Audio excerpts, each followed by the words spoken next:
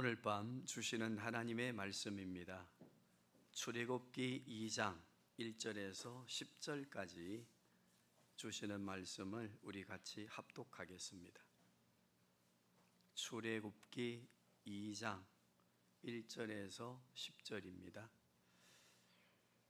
레위 가족 중 한 사람이 가서 레위 여자에게 장가들어 그 여자가 임신하여 아들을 낳으니 그가 잘생긴 것을 보고 석 달 동안 그를 숨겼으나 다 숨길 수 없게 되매 그를 위하여 갈대 상자를 가져다가 역청과 나무 진을 칠하고 아기를 거기 담아 나일 강가 갈대 사이에 두고 그의 누이가 어떻게 되는지를 알려고 멀리 섰더니 바로의 딸이 목욕하러 나일강으로 내려오고 시녀들은 나일강가를 거닐 때에 그가 갈대 사이에 상자를 보고 시녀를 보내어 가져다가 열고 그 아기를 보니 아기가 우는지라 그가 그를 불쌍히 여겨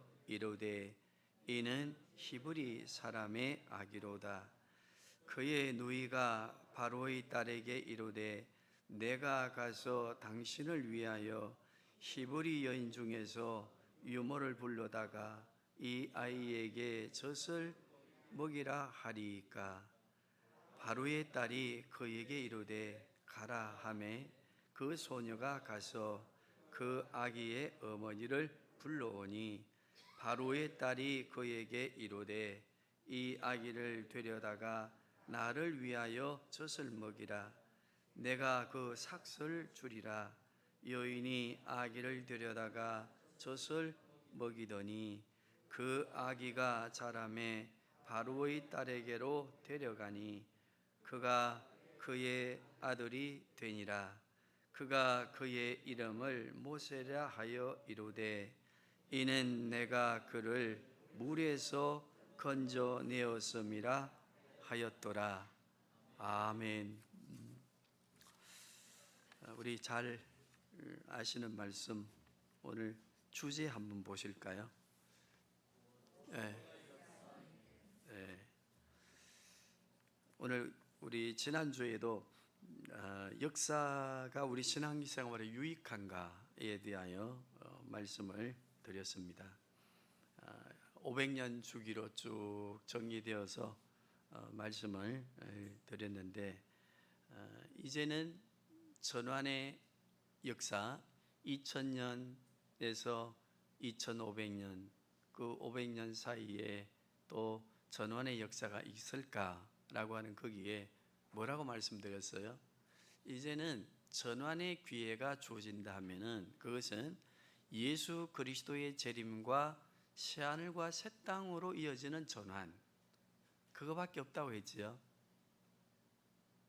이게 뭐 그거 믿어지나? 이 시집가고 이 살기 좋은 세상에 우리는 생각할 수 있습니다. 그러나 역사에 대한 이해를 우리가 또 오늘 두 번째 시간에 해보는 것은 역사는 우연히 이루어져 가는 것이 아니라 거기에 하나님의 그 계획하심과 섭리하심이 예언과 성취를 통해서 이루어져 가고 있음을 우리는 볼 수 있고 또 봐야 하고 미래도 역시 예언하신 대로 또 성취되어져 가는 것을 우리가 믿습니다.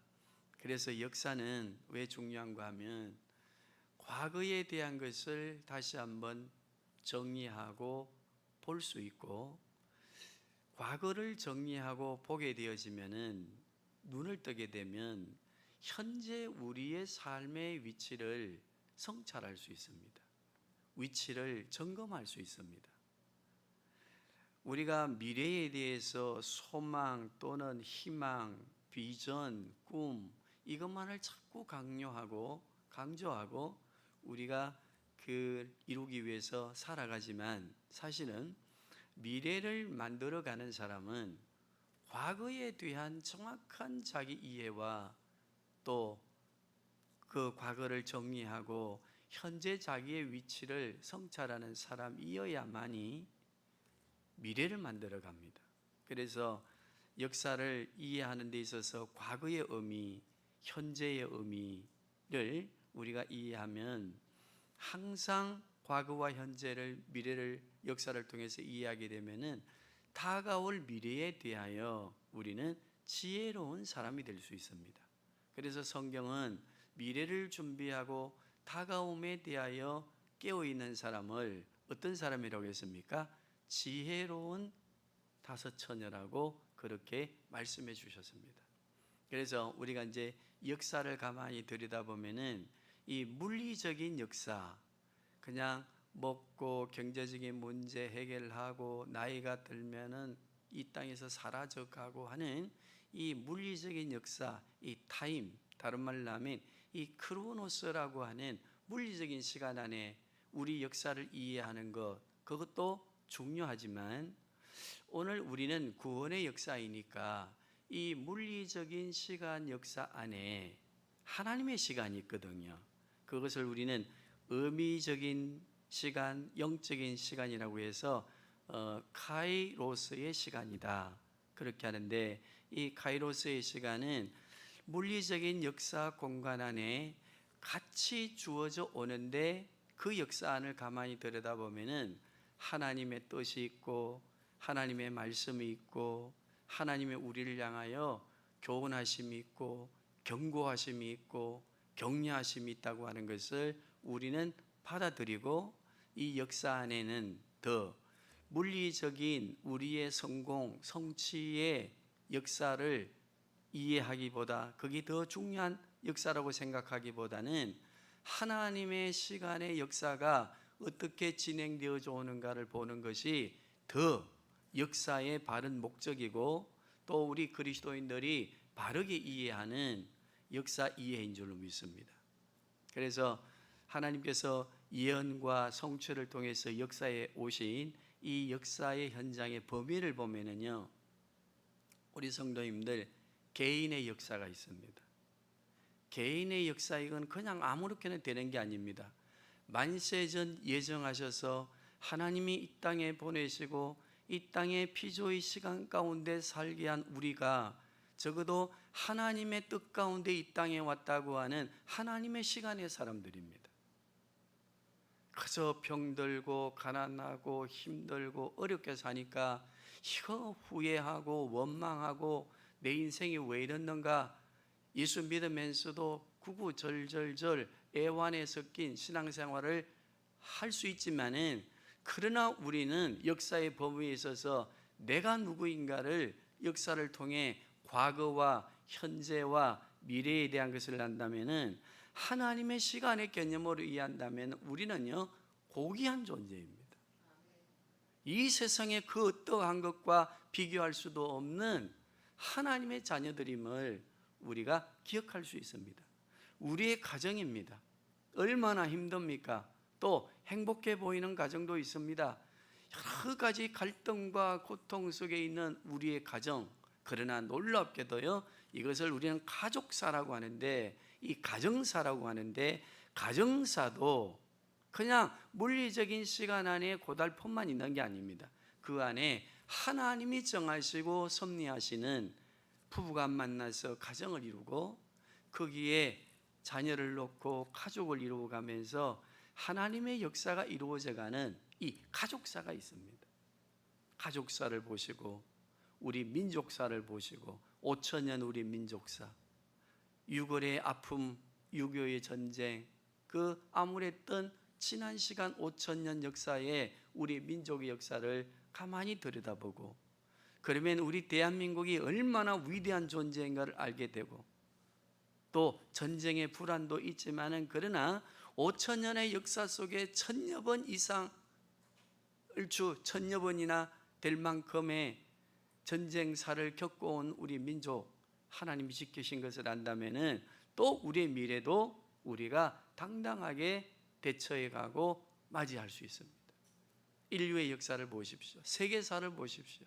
열국의 세계 역사가 지금 전쟁을 통해서 또 지금 여러 가지 인플레이션 일어나고 여러 가지 문제가 많지만은 이 역사 안에도 하나님께서 인류의 역사를 주관하시고 통치하시는 목적이 있고 하나님의 뜻이 있음을 우리가 이해할 수 있습니다.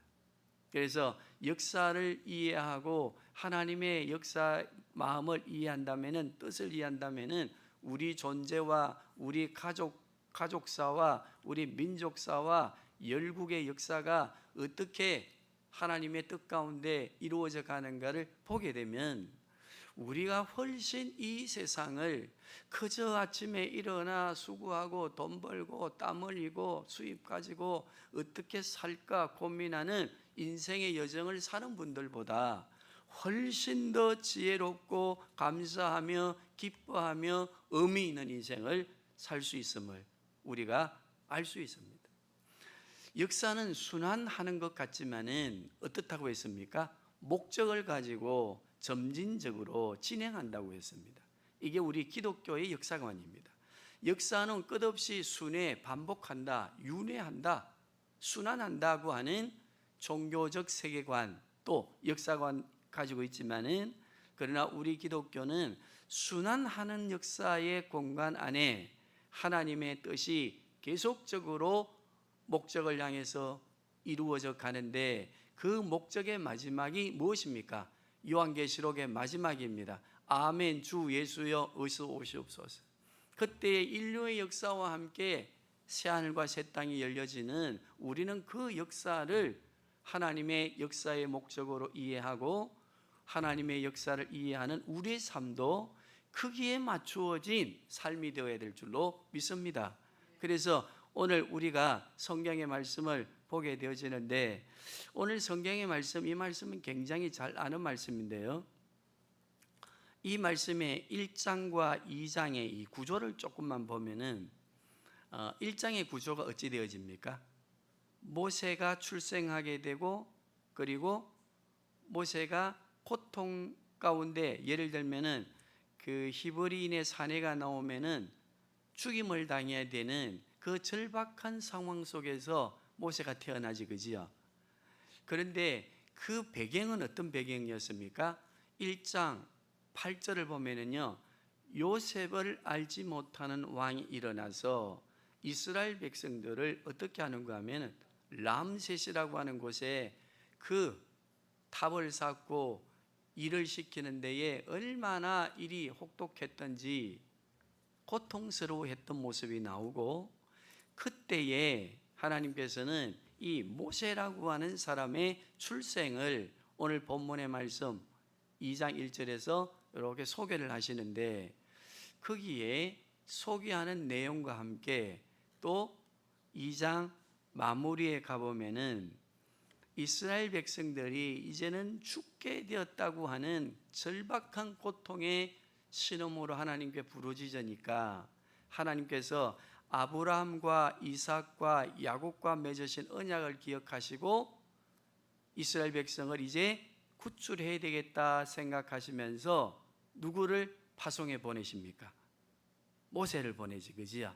그래서 이 구조를 우리가 이해하면서 구원의 역사에 우리가 한번 좀 정리를 다 해드릴 테니까, 우리가 살아온 과거와 현재, 미래가 어떻게 이 역사 안에서 구원의 역사가 진행될 것인가를 바라보시면서 우리가 미래를 대비하고 주의 오심을 대비하며 준비하는 지혜로운 성도들의 삶이 되어야 될 줄로 믿습니다. 오늘 여기 그 모세가 태어나서 석 달이 되니까 이제 울음도 커지고 더 이상 숨겨줄 수가 없어서 그 귀한 바로의 딸과의 만남을 통해 이제 성장하게 되어지는 그 과정의 역사 속에 모세가 어디 상자에, 갈대 상자에 담기어져서 나일강에 버려질 뻔한 그 상황 속에서 구원을 받지, 그지요? 그래서 모세라고 하는 이름이 무슨 이름입니까? 물에서 건져내었다라고 하는 이 이름인데, 이 갈대 상자라고 하는 이 단어가 히브리어로요 테바라고 하는 단어인데, 이 단어가 창세기 6장에 노아 방주라고 하는 단어와 동일한 단어입니다. 그러면은 우리가 이제 노아 방주의 단어 테바, 모세의 갈대 상자 테바, 그리고 시내산으로 출애굽하였을 때에 시내산에서 하나님께서 모세에게 말씀하여 주셨던 성막, 구원의 성막, 하나님과의 만남의 장소, 통일왕국이 주어지고 솔로몬에 의해서 지어졌던 역사 속에 지어진 성전, 그리고 바벨론 포로되었을 때에 다시 귀환하여서 지어진 스룹바벨 성전, 그리고 예수님께서 이 땅에 오시게 될 때의 그 사건의 정황, 이렇게 보면은요 굉장히 노아 방주의 사건과 모세의 사건과 예수 그리스도의 사건이 비슷한 면이 그 배경 안에 같이 주어져 있습니다.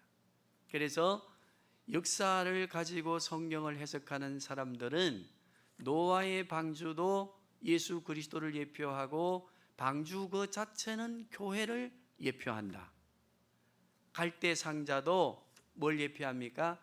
방주, 테바라고 하는 단어와 같이 쓰면서 시대적 아픔 속에서 누구를 구출해냅니까?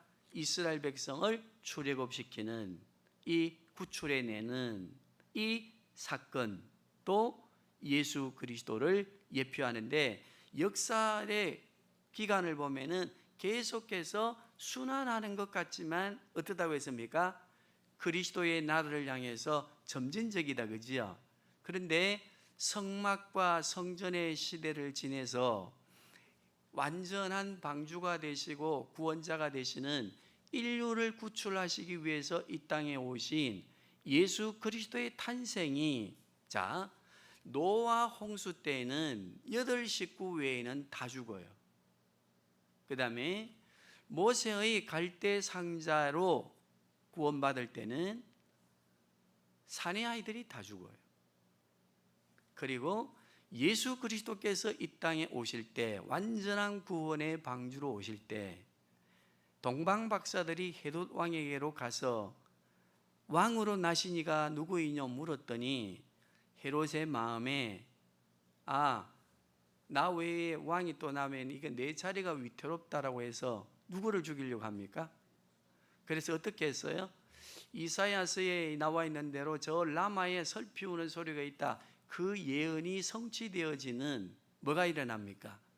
2살 이하의 대학살이 일어나지, 그지요? 그래서 예수 그리스도가 구원의 방주로, 완성하신 구원의 방주로 이 땅에 오셔서 우리를 하나님의 나라로 완전히 구출하시는 구원의 역사를 마무리하셔 놓고, 이제 교회가 이 시대 속에서 그 노아 방주, 모세의 갈대 상자의 역할, 성전의 역할 하면서 세상 사람들을 구원의 자리로 나오도록 초청하고, 이제는 예수 그리스도께서 오실 때에 우리는 완전한 영광의 나라, 영원한 방주의 나라, 하늘과 새 땅으로 가게 되어지는 이 구원의 역사 과정을 우리가 이해하면서 하나님께서 우리에게 주시는 성경을 보시면서 우리는 그리스도를 중심으로 우리를 구원하시기 위해서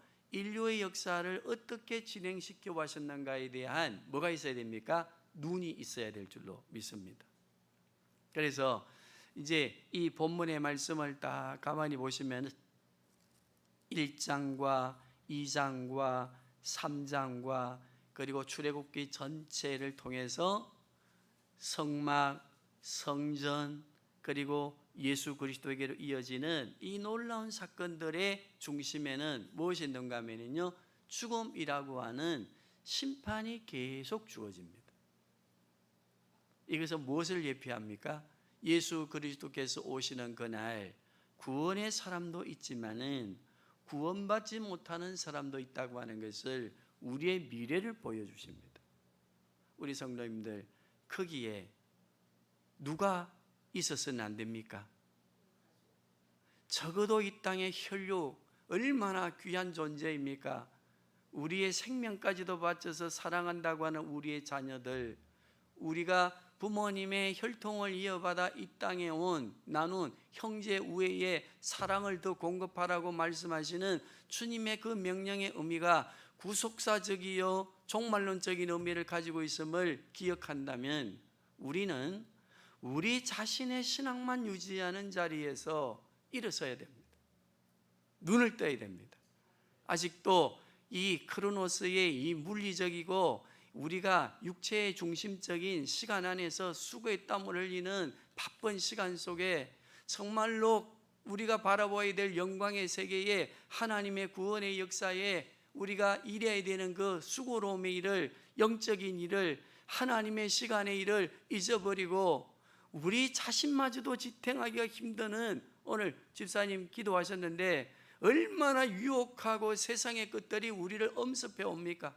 우리가 가지고 있는 이 조그마한 신앙마저도 빼앗아 가려고 하는 이 세상의 유혹과 이 물질적 유혹 속에서 우리가 분주하게 살다가 정말 우리의 자녀들과 우리의 혈육들이 누가복음 16장에 나오는 부자와 나사로의 비유를 보십시오.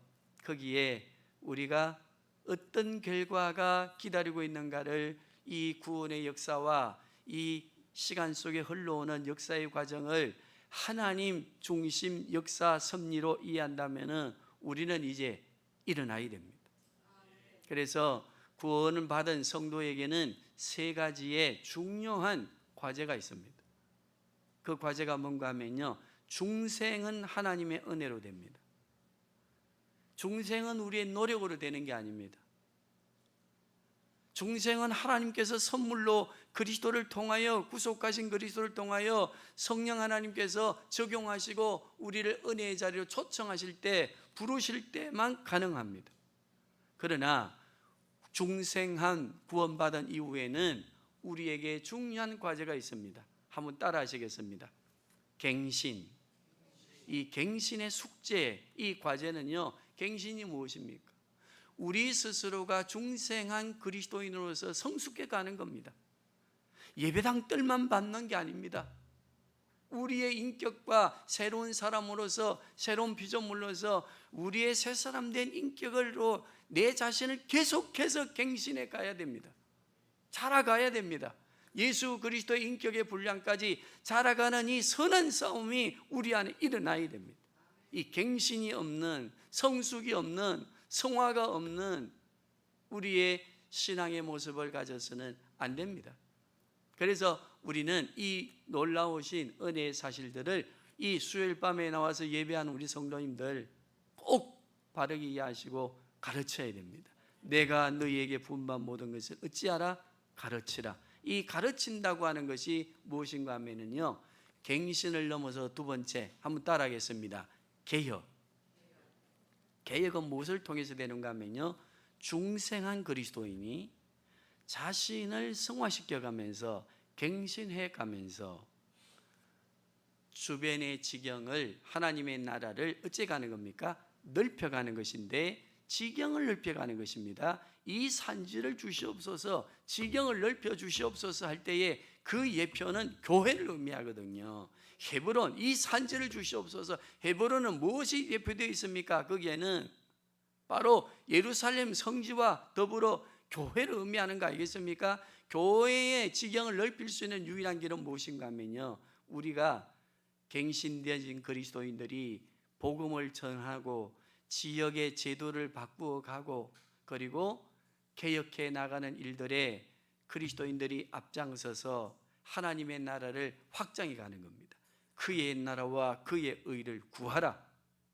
그리고 마지막 세 번째는요, 때에 따라서는 시대에 따라서 우리에게 갱신과 개혁해 가는 시대를 넘어 그리스도의 그 날이 임박해 오고 교회가 흥왕해 갈 때에는 어떤 역사들이 있었습니까? 혁명의 역사들이 있었습니다. 그 혁명이 다른 말로 하면 뭔가 하면요, 순교자의 길입니다. 죽음을 바쳐서 교회를 지키고 교회를 확장해 나가는 그 우리 역사 이외의 사명, 과제, 숙제가 우리에게 주어져 있습니다. 우리 성도들은 한번 생각해 보십시다. 왜 우리는 역사를 배워야 되는가? 왜 역사는 신앙생활에 중요한가? 그저 예배당 오면은 병 낫는 거 아니면 나에게 유익한 거 그것만 부르짖고 땅을 밟는 우리가 되어야 되는가?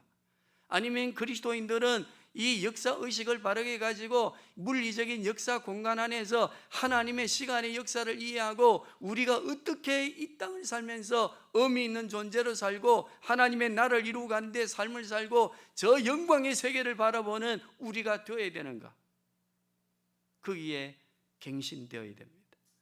중생하셨다면 자라야 합니다. 중생하셨다면 나를 뛰어넘는 절박한 내 자신을 향한 거룩한 선한 싸움이 있어야 됩니다.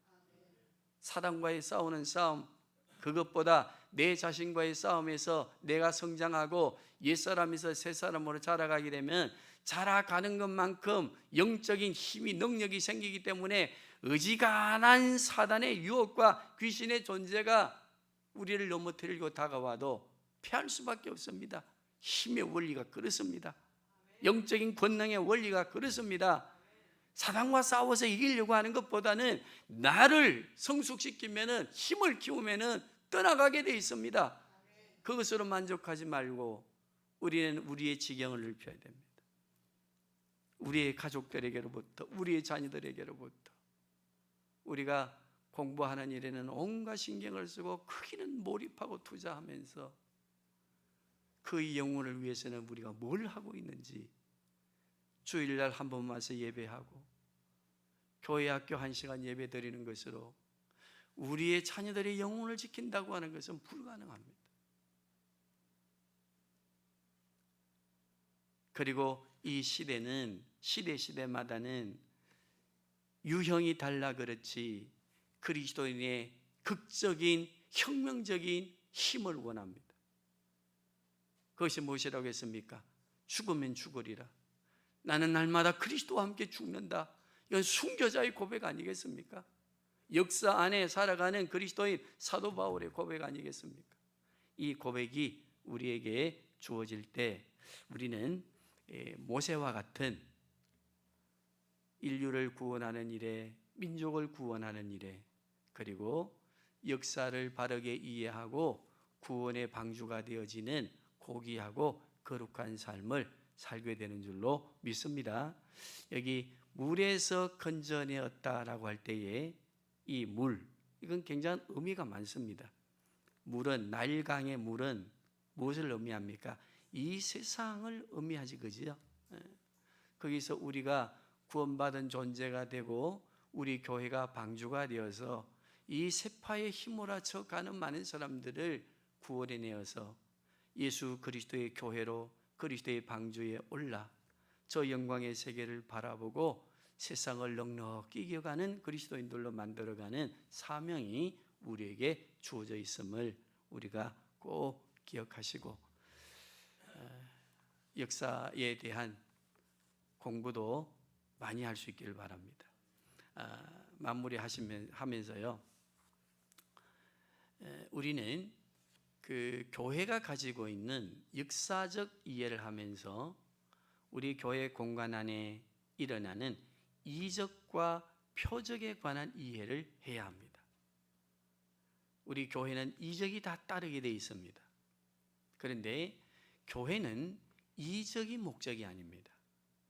초자연적인 역사, 하나님께서 우리의 시간 안에 개입하셔서 안전병이가 일어나고 소경이 눈을 뜨고 죽은 사람이 살아나고 했던 그 기적의 역사 안에는 한번 따라 하시겠습니다.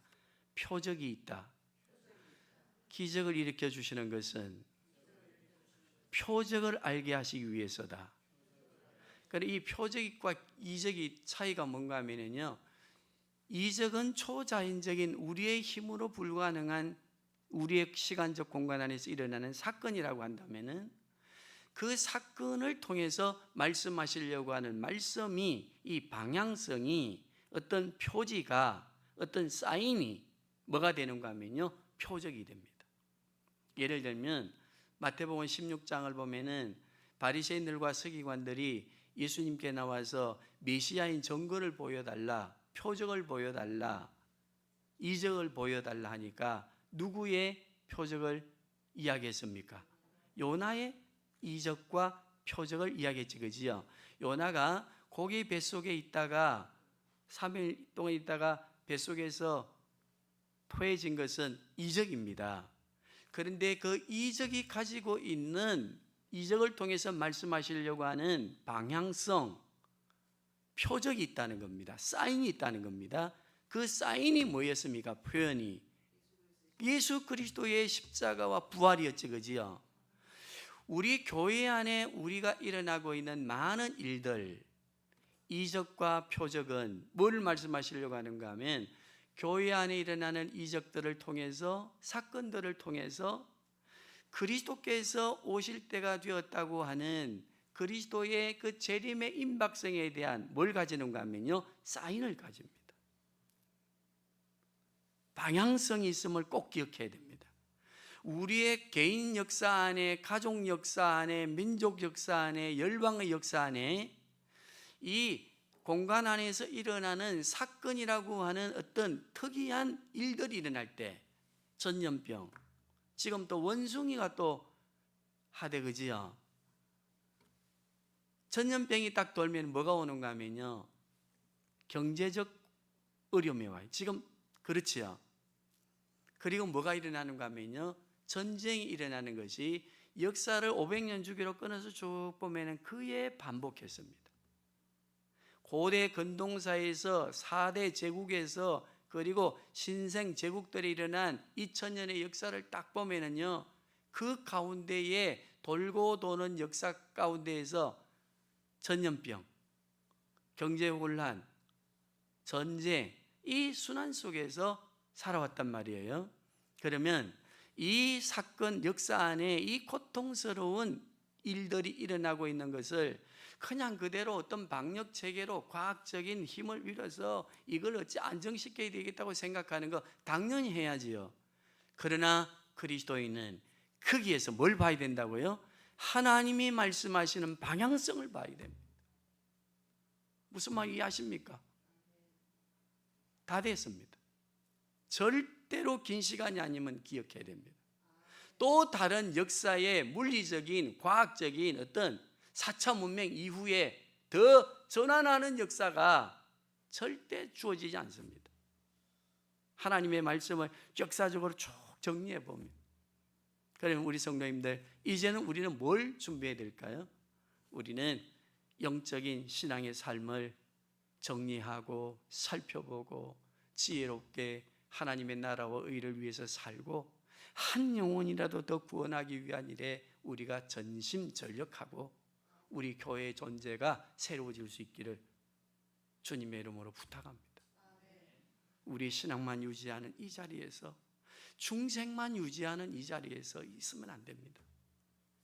갱신하셔야 되고, 자라야 되고, 개혁해야 되고, 개혁되어져 가는 이 시대 앞에는 때에 따라서는 그리스도의 극단적인 극한 생명을 요구하는 일들이 주어진다 하더라도 우리는 그 일에 순종하며 길을 가고 하나님의 나라와 의를 이루어 가야 합니다. 이 시대는 방향성을 잃었다고 많은 사람들이 이야기합니다. 무슨 방향성일까요? 우리에게 뭐 희망의 방향성이 있습니까? 없기 때문에 예수 안 믿는 사람들도 다 지금은 캄캄한 밤이요, 그리고 방향성을 상실한 표류하는 세계가 되었고, 그리고 앞으로 어떤 어려운 문제가 다가올지 예측 불허의 역사 공간 안에 우리들이 있다고들 이야기하지 않습니까? 그러나 그리스도인들은 하나님의 역사를 가지고 해석하고 이해하고 설명하는 이 표적의 사람들입니다. 이적과 함께 표적을 일으키는 사람들입니다. 표류하고 방황하는 이 시대 앞에 하나님의 영광의 나라가 도래하고 있음에 대한 방향성을 제시하고 빛의 세계를 말하고 의의 길을 말하고 우리가 살 길이 있습니다 외치는 선지자의 길을 우리들이 가야 안 되겠습니까? 그 길이 우리가 존재하는 목적이요, 교회가 세워진 목적이요, 19주년을 맞이하는 우리 교회 앞에 하나님께서 베푸신 은혜요, 우리 교회를 향하신 뜻인 줄로 믿습니다.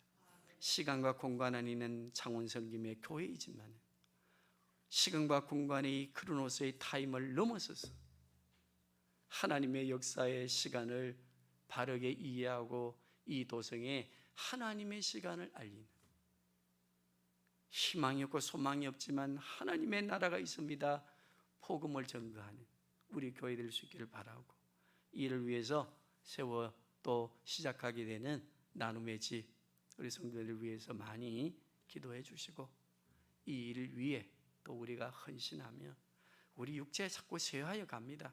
그러나 하나님의 시간의 개념을 이해한 사도 바울은 이렇게 외쳤습니다. 나의 육체는 쇠하여 갑니다. 그러나 나의 영혼은, 하나님의 시간을 바라보고 사는 나의 영혼은 더 강건합니다. 더 새로워집니다. 더 성숙해집니다. 이게 우리가 하나님의 시간을 가지고 나의 개인의 역사와 내 육체의 역사와 나이의 역사와 가족사와 민족사와 열방의 세계사를 보는 눈, 능력 아니겠습니까? 육체를 이길 수 없습니다. 제가 좋아하는 할아버지, 전국 노래자랑 부르심을 돌아가셨다. 오늘 속보를 보니까 그 우리 인생 아닙니까?